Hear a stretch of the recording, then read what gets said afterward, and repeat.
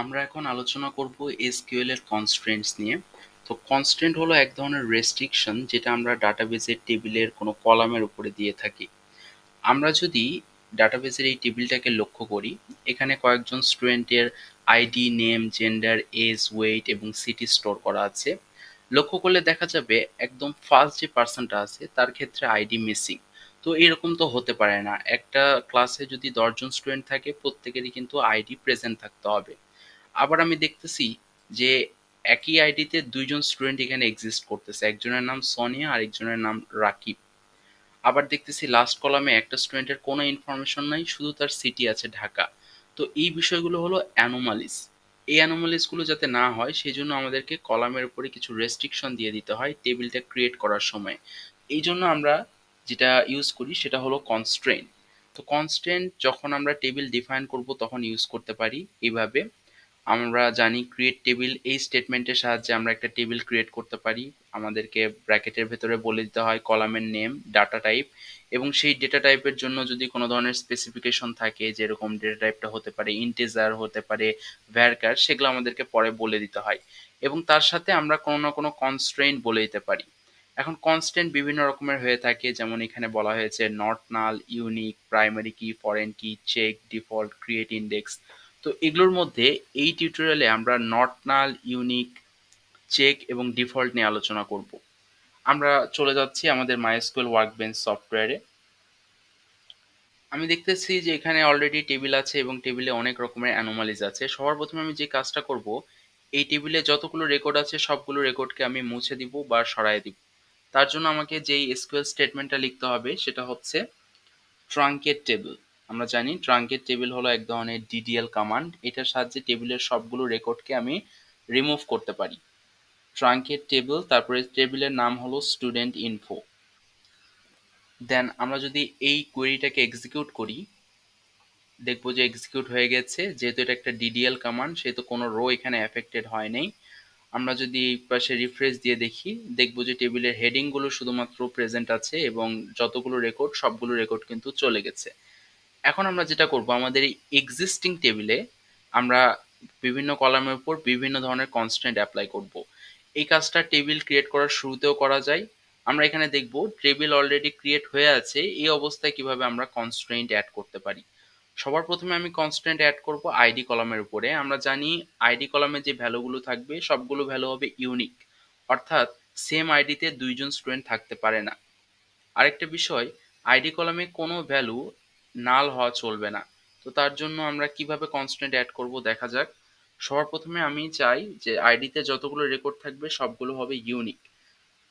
আমরা এখানে alter table এই কমান্ডটার ইউজ নিব। অল্টার টেবিল, তারপরে টেবিলের নাম হলো স্টুডেন্ট ইনফো। আমি এখানে কনস্ট্রেন্ট অ্যাড করতে চাচ্ছি, তো তার জন্য আমাকে লিখতে হবে অ্যাড কনস্ট্রেন্ট। আমি এক্সিস্টিং টেবিলে যেহেতু কোনো কনস্ট্রেন্ট অ্যাড করতেছি সেই ক্ষেত্রে আমাকে কনস্ট্রেন্টের একটা নাম বলে দিতে হবে। অ্যাড কনস্ট্রেন্ট এটুকু লেখার পরে নামটা কিরকম হবে, নামটা হবে ইউনিক আইডি। এই নামটার দরকার পড়তে পারে পরবর্তীতে যদি আমরা কনস্ট্রেন্টটাকে ড্রপ করতে চাই কলাম থেকে, সেই ক্ষেত্রে আমাদের এই নামটা দরকার পড়বে। তারপরে কনস্ট্রেন্টের জন্য যে কিওয়ার্ড আছে সেটা হলো ইউনিক, ব্র্যাকেটের মধ্যে আমাকে বলে দিতে হবে আইডি। এতে করে যেটা হবে, এখন আমি চাইলেও একই আইডির জন্য দুইজন স্টুডেন্টের ডাটা কিন্তু ইনসার্ট করতে পারবো না। এতটুকু যদি আমি এক্সিকিউট করি, আমরা দেখবো এখানে 0 রোজ অ্যাফেক্টেড, ডুপ্লিকেট 0, ওয়ার্নিং 0। এবং টেবিলের স্ট্রাকচারটা যদি আমরা লক্ষ্য করি, স্ট্রাকচার দেখার জন্য আমাকে এখানে টেবিল আইকনে ক্লিক করতে হবে এবং আমরা দেখতে পাচ্ছি স্ট্রাকচার অ্যাজ ইট ইজ, যা ছিল তাই আছে। এবার আমরা চেষ্টা করি এই টেবিলে দুইটা রেকর্ড ইনসার্ট করার জন্য। ইনসার্ট ইনটু, টেবিলের নাম হলো স্টুডেন্ট ইনফো।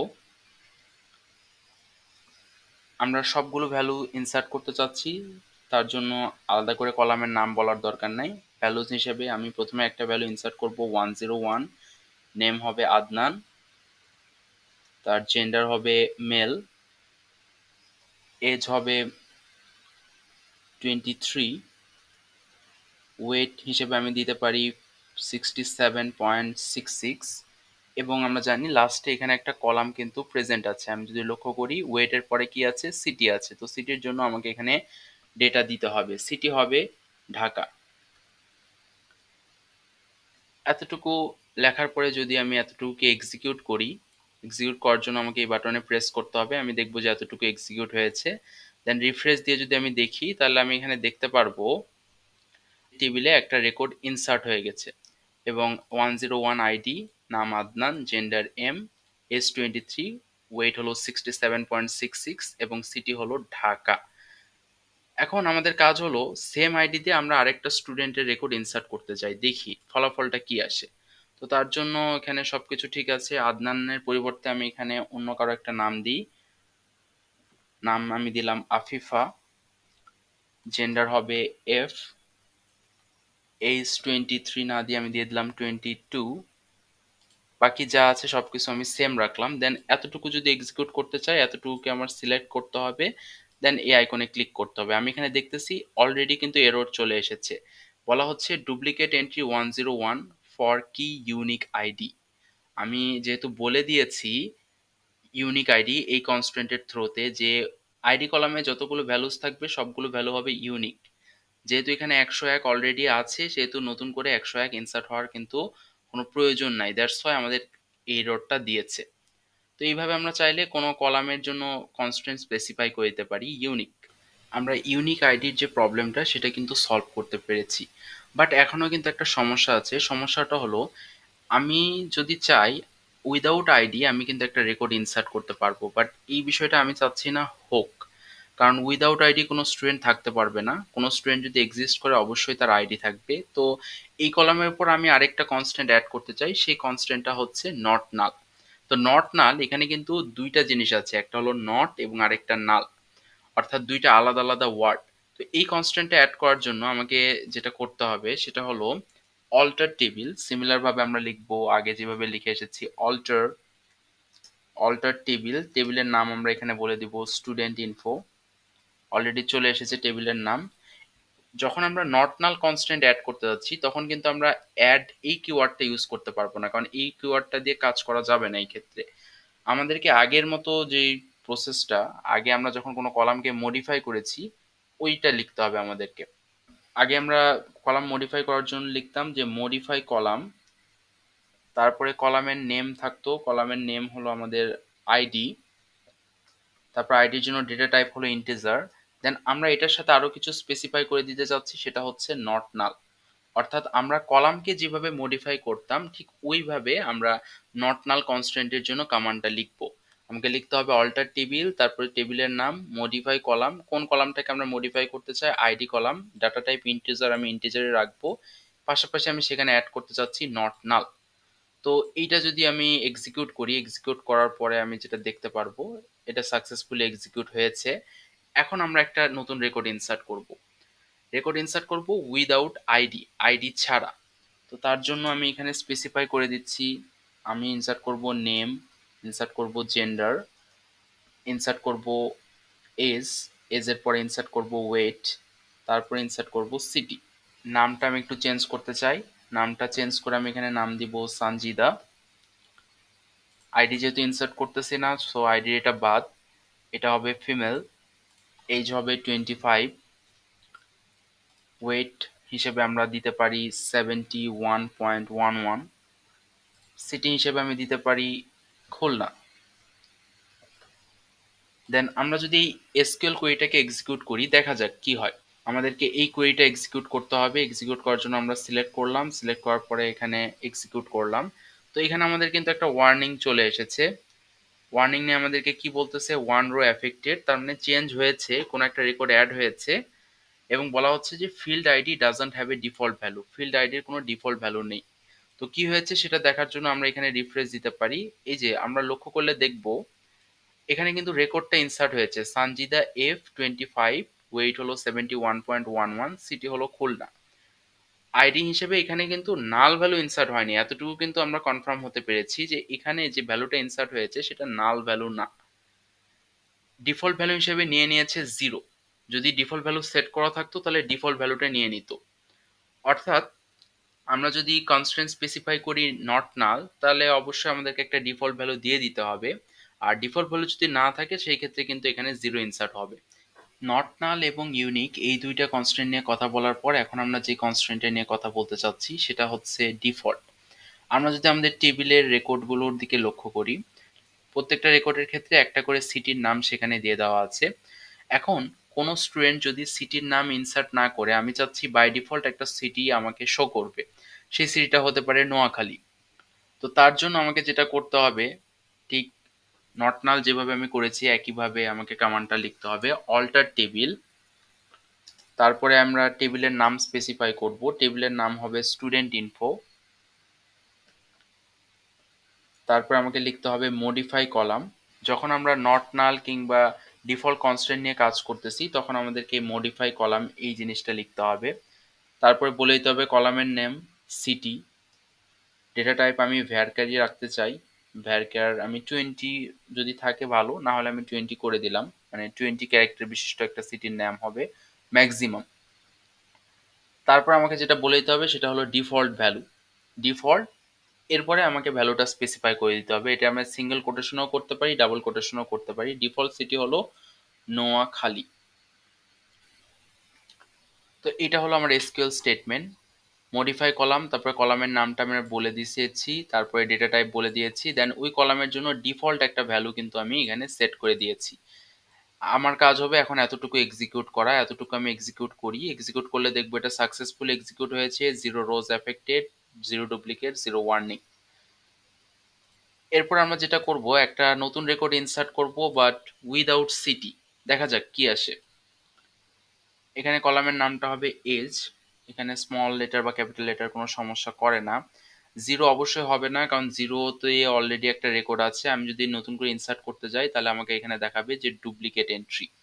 তো এখানে অলরেডি কি কি আছে, 101 আছে, 102 আছে, আমি চাচ্ছি এখন 103 নিয়ে আসতে, তার জন্য আমি এখানে লিখবো 103।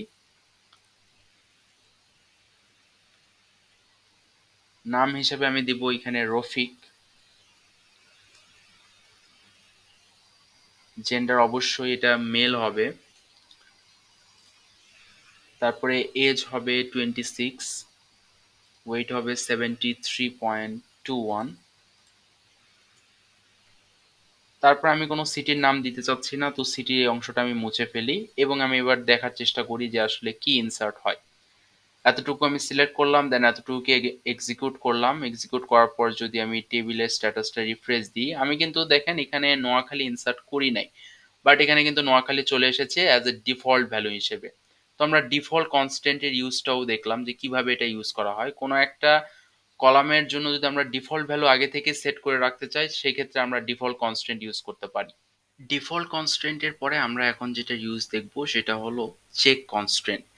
আমরা যদি আমাদের টেবিলটার দিকে লক্ষ্য করি, তো টেবিলে এখানে আমরা দেখতে পাচ্ছি এজ হিসেবে অনেকগুলো ভ্যালু আছে এবং আমি চাই না যে কারো এজ 7-এর কম হলে সে এখানে ডাটা ইনসার্ট করুক। অর্থাৎ একটা ক্লাসে যারা স্টুডেন্ট, আমরা অ্যাজিউম করে নিই যে স্টুডেন্টদের মিনিমাম বয়স 8, সেই ক্ষেত্রে 7 বা 7-এর থেকে কম যারা যারা আছে তাদেরকে কিন্তু আমরা এখানে রেকর্ডে নিয়ে আসবো না। তো সেই কাজটা করার জন্য আমরা এইজ কলামের উপর একটা কনস্ট্রেন্ট দিতে পারি, যে কনস্ট্রেন্টটাকে বলতেছি আমরা চেক কনস্ট্রেন্ট। তো এই চেক কনস্ট্রেন্ট লেখার যে সিনট্যাক্সটা সেটা কিন্তু আমাদের এই যে প্রথম আমরা যেটা লিখেছি সেইটার মতো। তো তার জন্য আমাদেরকে যেটা করতে হবে, প্রথমে আমাদেরকে লিখতে হবে অল্টার টেবিল, তারপরে বলে দিতে হবে টেবিলের নেম স্টুডেন্ট ইনফো, এই টেবিলে আমরা চেক কনস্ট্রেন্ট অ্যাড করতে চাচ্ছি, আমাকে বলতে হবে অ্যাড কনস্ট্রেন্ট। এখানে মনে রাখার মতো বিষয় যে আমাদেররা যখন নট নাল কনস্ট্রেন্ট কিংবা ডিফল্ট কনস্ট্রেন্ট ইউজ করতেছি তখন কিন্তু আমাদেরকে কলামটাকেই মডিফাই করতে হচ্ছে, এবং মডিফাই করে দেন এক্সট্রা করে আমরা বলে দিচ্ছি যে এইটা আমাদের ডিফল্ট ভ্যালু, কিংবা এক্সট্রা করে বলে দিচ্ছি যে এই কলামের ভ্যালুগুলো হবে নট নাল। বাট যখন আমরা ইউনিক কিংবা চেক কনস্ট্রেন্ট অ্যাড করতেছি তখন কিন্তু আমরা চাইলে এভাবে অ্যাড কনস্ট্রেন্ট এই স্টেটমেন্টের সাহায্যে কাজটা খুব সহজে করতে পারি। অ্যাড কনস্ট্রেন্ট, এখানে আমাকে একটা কনস্ট্রেন্টের নাম বলে দিতে হবে, কনস্ট্রেন্টের নামটা হবে এজ চেক, যেহেতু কনস্ট্রেন্টটা আমাদের এজ কে চেক করবে, দ্যাটস ওয়াই এজ চেক। এই নামটা জানা থাকলে পরবর্তীতে আমরা খুব সহজেই কনস্ট্রেন্টটাকে ড্রপও করতে পারি। তারপরে আমাদেরকে যেটা বলে দিতে হবে চেক, চেকের পরে আমরা কিন্তু এখানে শুধু কলামের নাম স্পেসিফাই করে দিব না, আমরা কন্ডিশনটাকেই বলে দিব। আমাদের কন্ডিশনটা হবে এরকম, এজ অবশ্যই অবশ্যই হতে হবে 7 বছরের বেশি, তবে আমরা তার রেকর্ডকে আমাদের টেবিলে নিয়ে আসবো, আদারওয়াইজ না। তো চেকের পরে এখানে কিন্তু একটা কন্ডিশন আমাদেরকে বলে দিতে হয়। সিনট্যাক্সটা অলমোস্ট আমাদের ইউনিক যে কনস্ট্রেন্ট সেটা অ্যাড করার মতো। তো সেম ভাবে আমরা লিখেছি, এতটুকুকে আমরা এক্সিকিউট করব। আমরা যদি এক্সিকিউট করি আমরা দেখতে পারবো এখানে এক্সিকিউশনটা সাকসেসফুলি হয়েছে। এখন আমি একটা রেকর্ড ইনসার্ট করতে চাই। আমরা দেখতেছি যে এখানে 102 পর্যন্ত রেকর্ড আছে, দ্যাট মিনস আমি 103 নাম্বার রেকর্ড ইনসার্ট করব এখন। নাম হবে রতন, জেন্ডার এম, বয়স হলো 5, 5 অবভিয়াসলি আমাদের 7-এর থেকে ছোট, বাট এখানে চেকের ভেতরে যে কন্ডিশন বলা আছে সেটা বলা আছে যে 7 থেকে বড় হতে হবে, ইভেন 7 হলেও কিন্তু চলবে না। ওয়েট আমি এখানে দিলাম 50, 50 অনেক বেশি হয়ে যায়, ওয়েট আমি এখানে দিলাম 23.21। এখন আমরা চেষ্টা করি এই রেকর্ডটাকে ইনসার্ট করার জন্য। তো এটাকে আমি সিলেক্ট করে ক্লিক করলাম, এখানে যেটা শো করতেছে constraint age check failed for student DB dot student info, অর্থাৎ এই বয়স যদি 5 হয় আমরা কিন্তু সেই রেকর্ডটা ইনসার্ট করতে পারবো না। বাট এখানে বয়স 5 না হয়ে যদি এটা 55 হয় এটা কিন্তু খুব ইজিলি ইনসার্ট হয়ে যাবে। আমি যদি সিলেক্ট করি এবং এটা ক্লিক করি তাহলে এখানে দেখাচ্ছে 103, দ্যাট মিনস 103 নামে আগে একটা আছে, এই যে উপরে আছে, আমাদেরকে একটু চেঞ্জ করে অন্য কিছু দিতে হবে। আমরা যদি এখানে 104 দিই তাহলে আমরা দেখবো যে খুব ইজিলি এই রেকর্ডটা ইনসার্ট হয়ে গেছে। দেন আমরা আমাদের টেবিলে যাব এবং এটাকে যদি আমরা রিফ্রেশ দিই আমি দেখবো 104। বাট বয়স যদি 5 হতো এটা কিন্তু আমাদের কোনোভাবে ইনসার্ট হতো না। তো আমরা এই টিউটোরিয়ালে দেখলাম কয়েকগুলো কনস্ট্রেন্টের ইউজ। আমরা ইউনিক কনস্ট্রেন্টের ইউজ দেখলাম, চেক, ইউনিক এবং চেক অ্যাড করার ক্ষেত্রে সিনট্যাক্সটা অলমোস্ট সেম, বাট যখন আমরা নট নাল কিংবা ডিফল্ট অ্যাড করতে চাই সেই ক্ষেত্রে কিন্তু আমাদেরকে কলামটা মডিফাই করে নিতে হয়। তো এটা ছিল এই ভিডিওর আলোচনা।